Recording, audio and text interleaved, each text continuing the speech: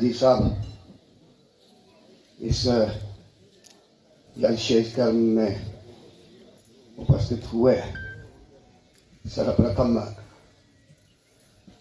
मैं इस व्यासपीठ को नमन करता हुआ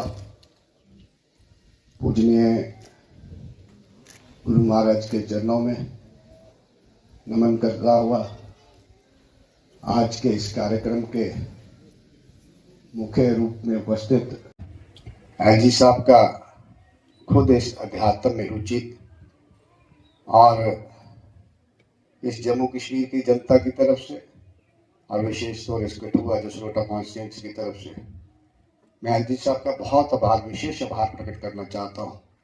इस छोटे से अपने कार्यकाल में जो उन्होंने विकास और शांति की जो गाथा लिखने का प्रयास किया है, ये जम्मू की जनता, जम्मू कश्मीर की जनता आपकी हमेशा ऋणी रहेगी।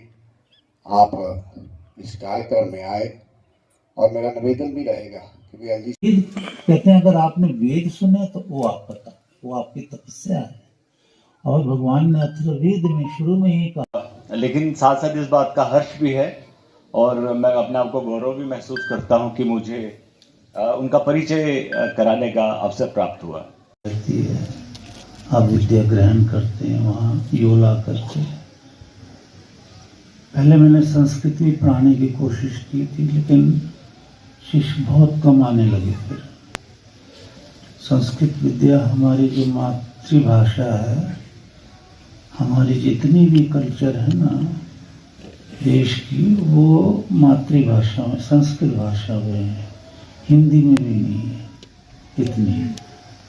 पूर्णतः तो ये 6 शास्त्र हैं, 11 उपनिषद सत्य हैं। तो वेदों का ईश्वरीय वाणी है, इसी से ईश्वर की पूजा होती है। सामवेद ऋग्वेद कहते हैं अस्तु ओम अरिष्टानि अंगानि तनुस्तन्वा। अभी मेरी नजर पड़ी, डीसी साहब भी आए हुए हैं, इनका भी स्वागत है बहुत। पर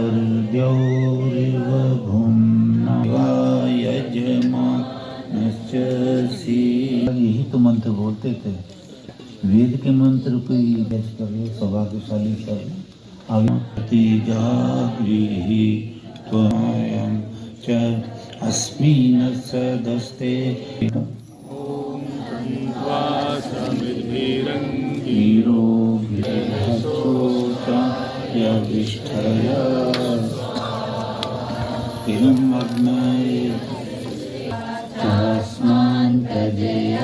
पशु ब्रह्म वर्चसे वर्धस्य चेदवर्धया तास्मान् प्रजानां धात्रिसे महाराज जी से आग्रह करूंगा कि वो निशान करें, उनको सम्मानित करें।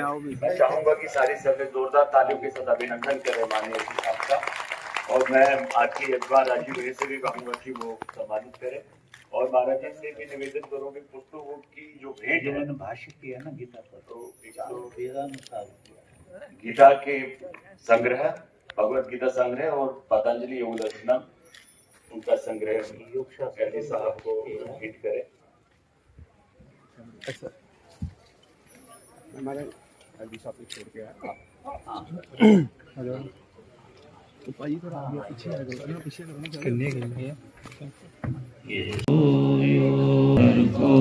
देवस्य धीमहि धियो तीसरा क्या है?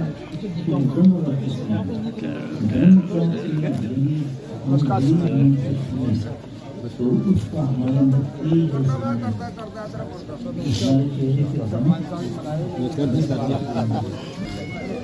आगे और भी कुछ जो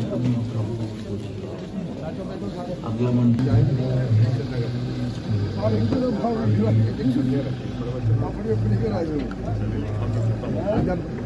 बहुत बहुत धन्यवाद।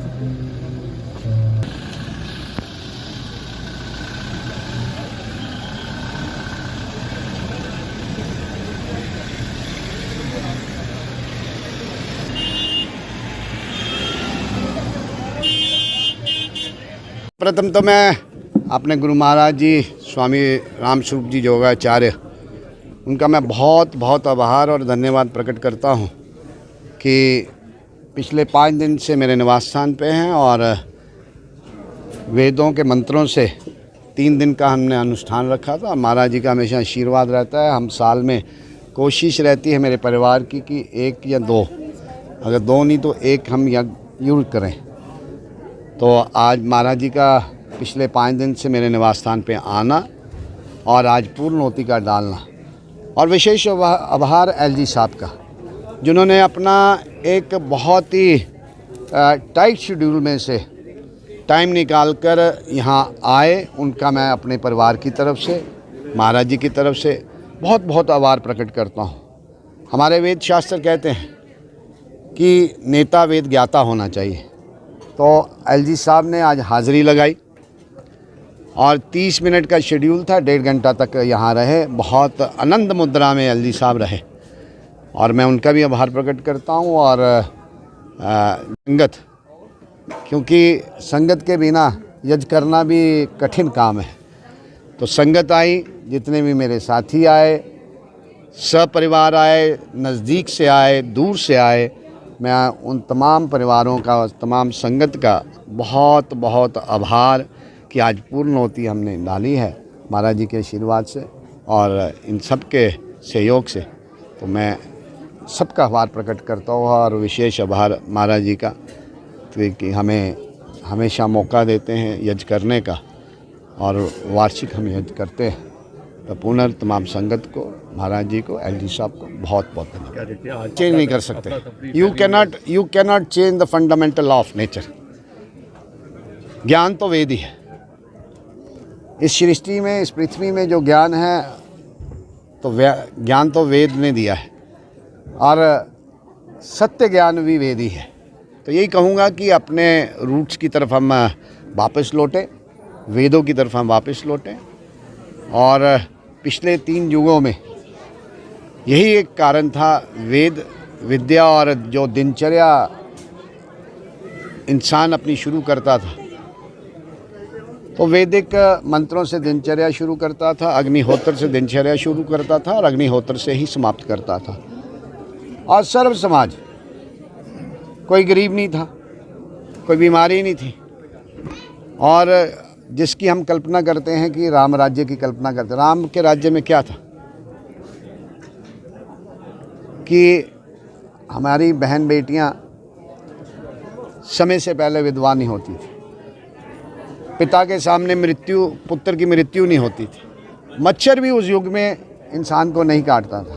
तो कारण एक ही था, जो हमारी संस्कृति है, उस संस्कृति को, जो वैदिक संस्कृति है, सनातन मीन्स पुरातन, जो इतने जब से सृष्टि बनी, क्योंकि ये ज्ञान स्वयं ईश्वर ने दिया है। और यही मैं आज के इस दिन पे आपके माध्यम से तमाम साथियों को अपील करूंगा कि इस वेद मार्ग पे चलने का प्रयास करें। और कुछ लोग हैं जिन्होंने भ्रम फैलाया है कठिन, वेद मार्ग कठिन है। वेद मार्ग कठिन नहीं हो सकता, मातृभाषा कभी कठिन नहीं हो सकती। संस्कृत हमारी मातृभाषा है और वेद पढ़ने से ज़्यादा सुनने का विषय है। आज सारी संगत ने, महाराज जी ने निहाल किया, सबको मार्गदर्शन किया, ज्ञान दिया। फिर पुनः एक बार मैं बहुत बहुत महाराज जी का लाभ है। जैसे आज हमने यज्ञ किया और साइंटिफिक ट्रुथ है कि यज्ञ करने से समय पे बारिश होती थी। आज तो बहुत सारे सोर्स हैं, पानी के बहुत सारे सोर्स हैं। पहले कौन सा सोर्स था? पहले यही सोर्स था।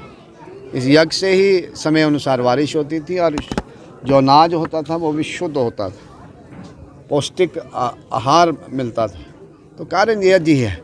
बहुत बड़ा लंबा विषय है, किसी दिन इसके ऊपर चर्चा रखेंगे तो फिर बात करेंगे। मगर आज के इस शुभ अवसर पर, शुभ पर्व पर, शुभ दिन पर मैं अपने गुरु महाराज स्वामी रामस्वरूप जी योगाचार्य, उनका मैं बहुत बहुत परिवार की तरफ से आभार प्रकट करता हूँ कि जब भी समय मांगा है, समय दिया है।